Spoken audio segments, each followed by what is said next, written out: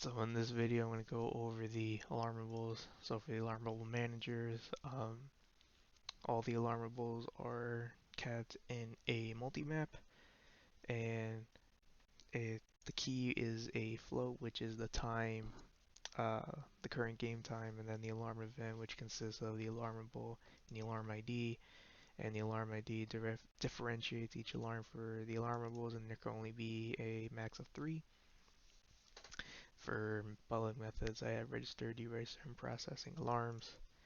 So to register, it takes the current game time and adds the time for the alarm to it, and then it creates an alarm event with the alarmable and alarm ID and inserts that into the multi-map. Um, and then for the deregister, it uses the delete reference for the alarmable to efficiently delete it from the map. And then the process alarms, it takes the current game time and it'll iterate through the map, and while it'll iterate it until it reaches the end, and for each entry it checks to see if the current game time is greater than or equal to the entry's time, and if it is, then the alarm needs to get triggered, and it'll get triggered right here. And then once it gets triggered, it'll deregistering it, removing it from the map. Otherwise, if the current game time is not um, did not reach like an entry, if it did not reach an entry, it'll break the while loop, since none of the other um, none of the other next entries will be able to be triggered as well, so it'll just break the loop. And um, so and then it'll also always go to the beginning of the map, since right here it gets deregistered. So if the first entry is triggered, it'll delete it and then it'll iterate back to the beginning, and the beginning will always be a new entry that won't be repeated. Okay, then go for the alarmable attorney. This gets the trigger alarm that's used and process alarms right here. Okay, and then the other part of it gets used by the registration commands for the actual alarmables. We have 3 alarmable methods that can be called by the user. An alarm ID, that way the user can actually pick an alarm and submit alarm registration, deregistration. I added this restart alarm method to uh, basically just better restart the alarms. And then as far as private, for the registration data, it's being held in a struct that has a registration state, delete reference, and the 2 commands. And it is each alarmable has an array of that struct of the size of the how many alarms are available. So the max is 3, so this array is 3 entries. The size of it is 3 entries. And then we just have for private alarm registration, deregistration, triggering it.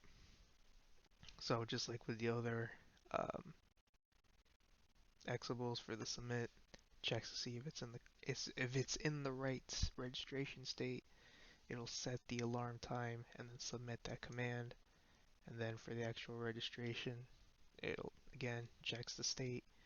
Then it'll actually register it to the scene. And I forgot to mention this, but when it gets created, it's just a for loop that creates everything for the array of the registration data. Then for when the alarm gets triggered, I have a switch statement that, depending on which alarm ID is used, it'll trigger that appropriate alarm. Then for restart alarm, um, it takes the alarm ID and the new time for the alarm, and it just registers that alarm. That way, it avoids deregistering, and it makes it easier and a little more, just avoids really unnecessary registration, deregistration, and just restarts the alarm. Now, I am aware that this could just be called immediately, and that could bypass some of this, so I do have to still fix that. moving on for the registration. So here is the alarm deregistration command. It's similar to the other Exable commands, except it holds, besides the actual alarmable, it holds the alarm ID, and again has an execute. So yeah. Okay, and then for the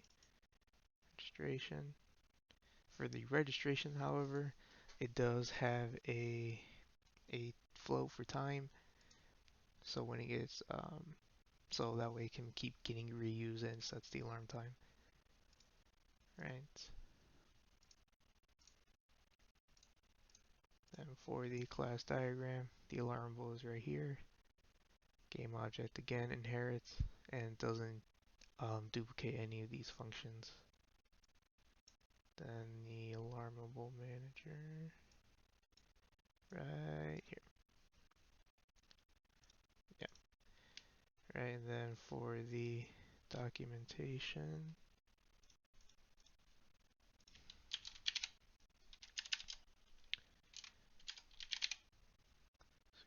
alarmable, the manager. So here's the alarmable class itself. Okay, then the manager. And that is what I have for the alarmables.